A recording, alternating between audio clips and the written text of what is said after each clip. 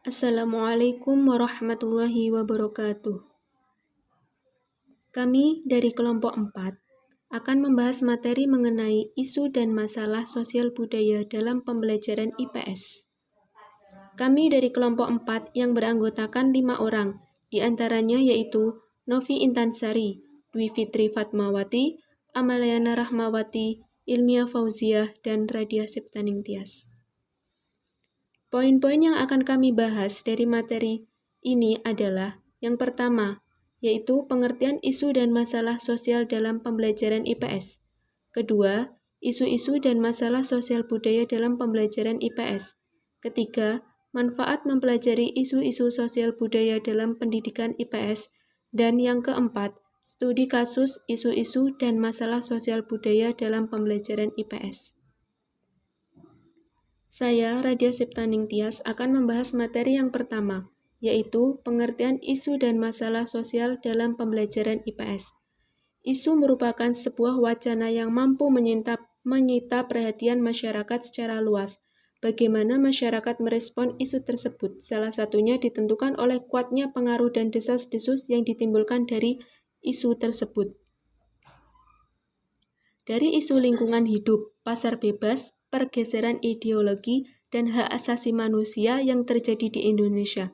Hal ini nantinya akan berdampak membuat perpecahan di dalam kelompok masyarakat maupun organisasi dengan berbagai alasan ideologi. Maka dari itu, perlu adanya pembelajaran IPS yang merupakan ilmu yang mempelajari tentang manusia. Masalah dalam pembelajaran IPS di era globalisasi telah menghantarkan kita pada perubahan yang sangat cepat, seiring dengan perkembangan zaman yang dibarengi bertambahnya tingkat pemahaman dan juga pengetahuan manusia di bidang sains dan teknologi, yang akhirnya membawa dampak bagi kehidupan manusia secara umum baik positif maupun negatif. Dari dampak inilah yang dapat menimbulkan suatu permasalahan. Dapat disimpulkan bahwa masalah merupakan kendala yang datang dan juga bisa dianggap sesuatu yang harus diselesaikan. Saya Novi Intansari akan melanjutkan materi yang kedua, yaitu isu-isu dan masalah sosial budaya dalam pembelajaran IPS. Yang pertama yaitu tren globalisasi dan keragaman budaya. Globalisasi inti katanya adalah global, yang artinya bumi atau dunia. Globalisasi artinya suatu keadaan atau kondisi di mana isu dan masalah-masalah yang ada menyangkut berbagai bangsa dan negara atau bahkan seluruh dunia. Ada banyak isu global yang perlu dijadikan sebagai bahan pertimbangan dalam pembelajaran pendidikan IPS. Di antaranya yaitu isu kesehatan, ekonomi, masalah keamanan, perang ideologi, hak asasi manusia, kemiskinan, lingkungan hidup, peredaran narkotika, perbudakan, dan juga terorisme. Nah, ciri isu-isu dan masalah global. Yang pertama yaitu ruang lingkupnya bersifat transnasional.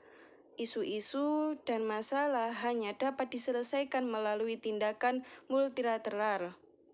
Dan yang ketiga, konflik berasal dari ketidaksepakatan tentang hakikat dan sebab masalah dalam membedakan nilai dan tujuan.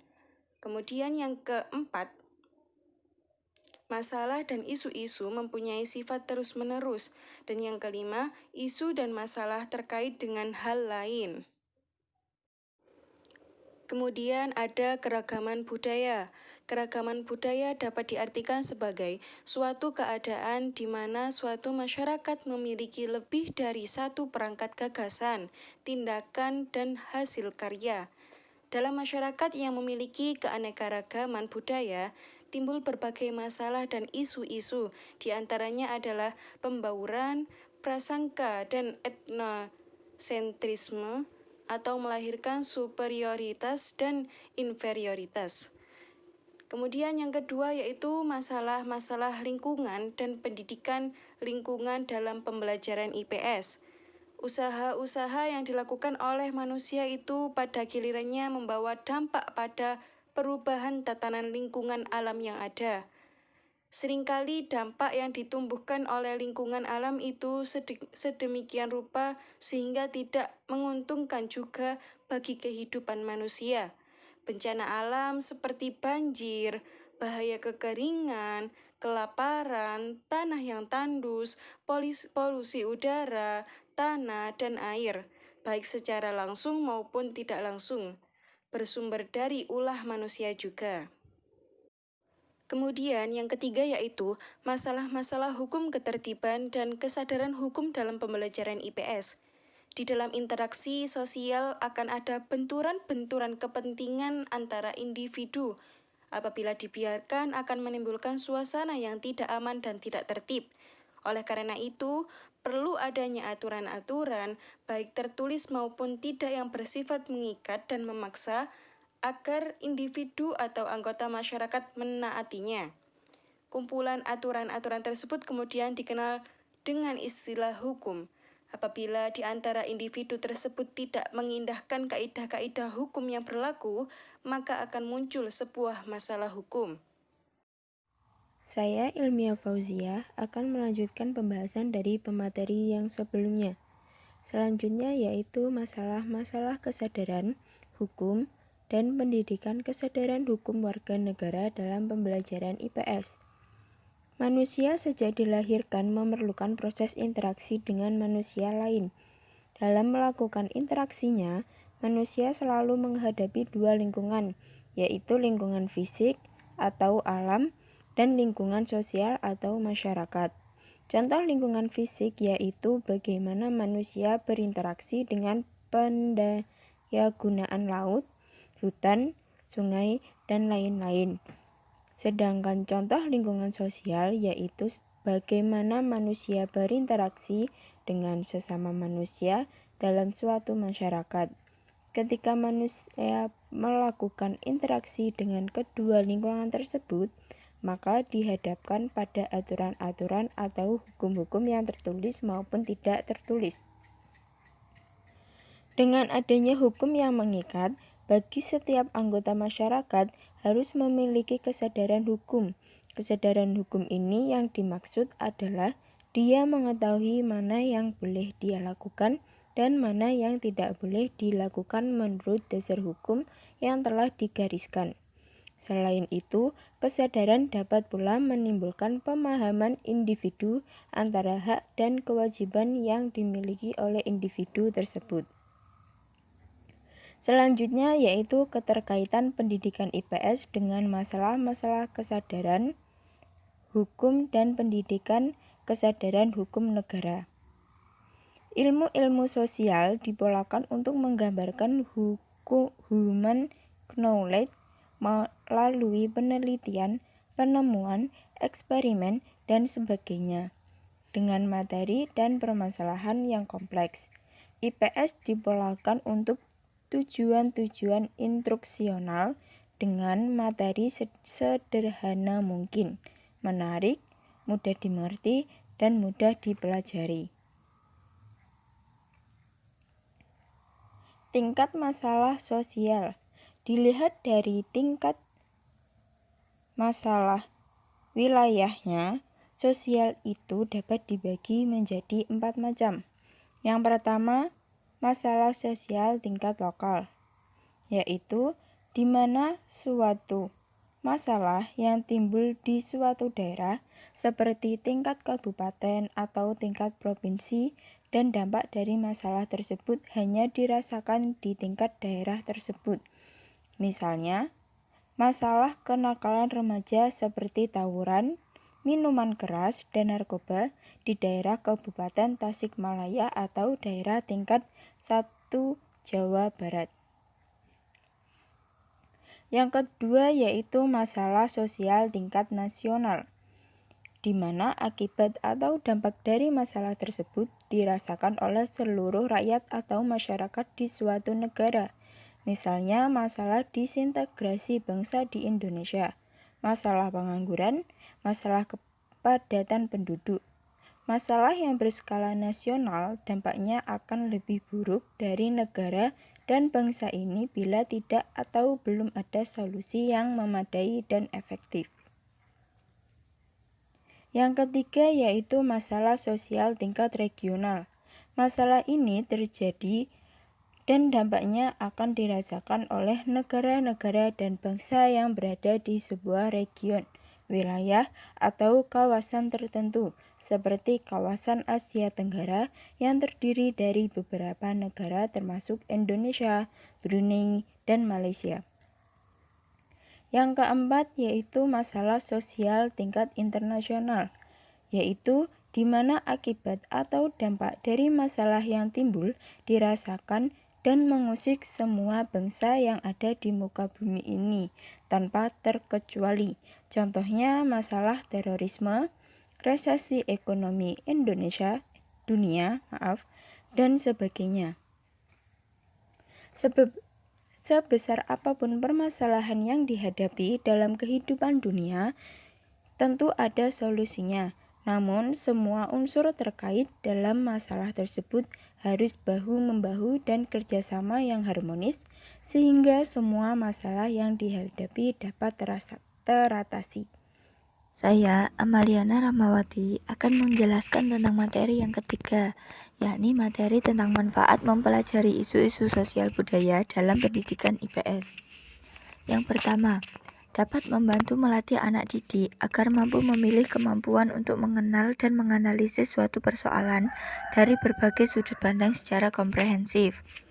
Dari aspek sejarah dan geografis, isu sosial budaya perlu diuraikan, dicari latar belakang sejarahnya, sebaran lokasinya, dampak secara ekonomi, serta masa depan kehidupan masyarakatnya.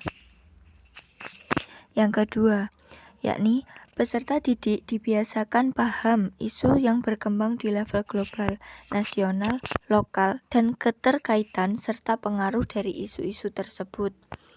Dengan mempelajari isu-isu yang berkembang, akan membiasakan anak didik untuk mencari keterkaitan isu tersebut, serta pengaruh dari isu yang berkembang. Yang ketiga, memperkaya pengetahuan peserta didik. Biasanya isu yang diangkat dalam pendidikan IPS adalah isu yang sedang atau baru terjadi. Dengan demikian, pengetahuan anak akan bertambah dan berkembang.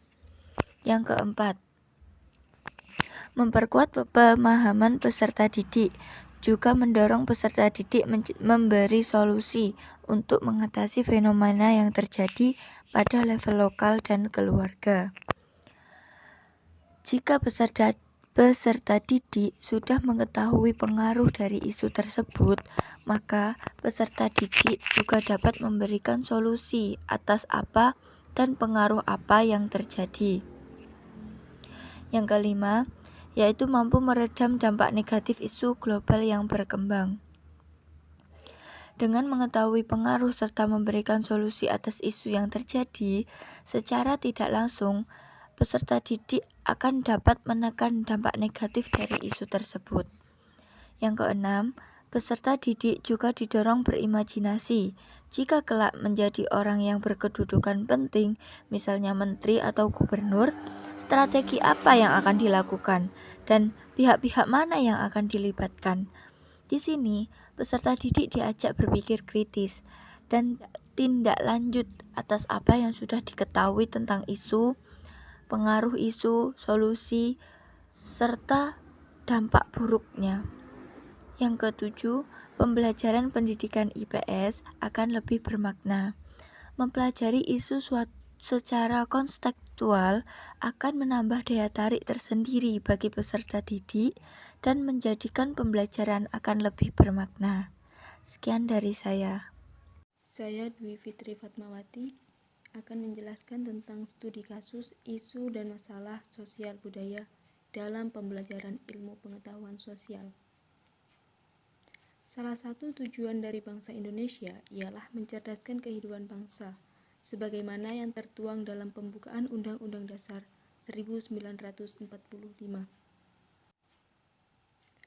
Ada beberapa macam usaha yang dilakukan oleh bangsa Indonesia untuk mengembangkan kualitas pendidikan di Indonesia, misalnya dengan membenahi lembaga pendidikan, meningkatkan mutu guru, memperbaiki proses pembelajaran, dan mengembangkan kemampuan siswa baik ranah kognitif, psikomotorik, dan afektif. Dalam mengembangkan kemampuan siswa, pendidik harus mampu mengelola proses pembelajaran dengan baik. Proses pembelajaran yang baik dan berkualitas memiliki fungsi dan tujuan untuk mengaktifkan siswa di dalam kelas serta meningkatkan pemahaman siswa terhadap pelajaran. Pembelajaran dikatakan berhasil dan berkualitas apabila siswa terlibat secara aktif dalam proses pembelajaran di kelas, serta meningkatnya pemahaman siswa di dalam kelas. Berdasarkan latar belakang tersebut, maka penulis memiliki daya tarik tersendiri untuk dijadikan objek penelitian, yaitu Madrasah Ibtidaiyah Nurul Quran, Bendung Rejo, Jogoroto, Jombang, yang memiliki permasalahan sosial, khususnya dalam rendahnya kualitas guru, serta kemampuan peserta didik dalam memahami pembelajaran ilmu pengetahuan sosial di lingkup sekolah. Untuk mengaji permasalahan tersebut, dilakukan dengan berdasarkan masalah dan tujuan penelitian, maka pendekatan yang digunakan dalam penelitian ini adalah menggunakan pendekatan kualitatif. Penelitian deskriptif kualitatif ini sebagai prosedur penelitian yang menghasilkan data deskriptif berupa kata-kata tertulis atau lisan dari orang-orang dan perilaku yang diamati.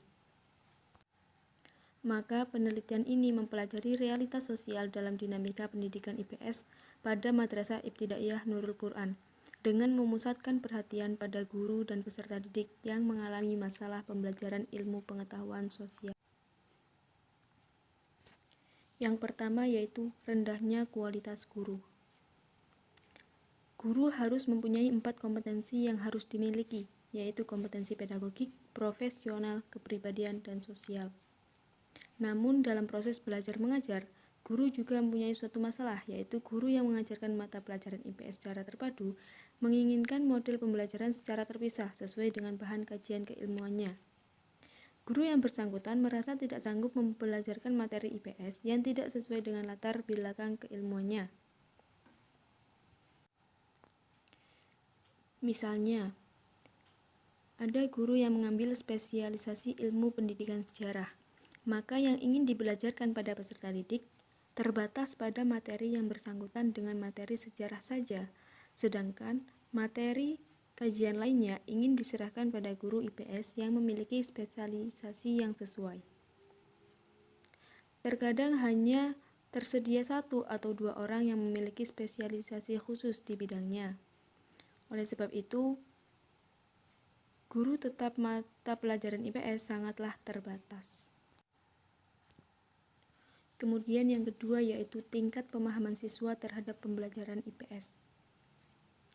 Pembelajaran IPS khususnya di sekolah dasar menunjukkan indikasi bahwa pola pembelajaran yang dikembangkan oleh guru cenderung bersifat textbook oriented, yaitu hanya memindahkan pengetahuan secara utuh yang ada di kepala guru kepada kepala murid. Akibatnya guru telah merasa mengajar dengan baik, namun pada kenyataannya murid tidak belajar. Hal demikian tersebut menyebabkan siswa jenuh. Siswa tidak diajarkan berpikir logis, namun hanya mementingkan pemahaman dan hafalan.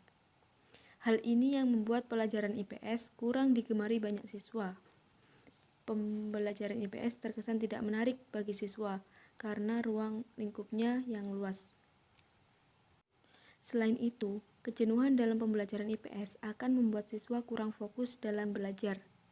Ketika siswa jenuh, siswa akan lebih memilih hal-hal yang menurut mereka lebih menyenangkan, seperti mengobrol dengan temannya dan juga asik dengan imajinasinya sendiri.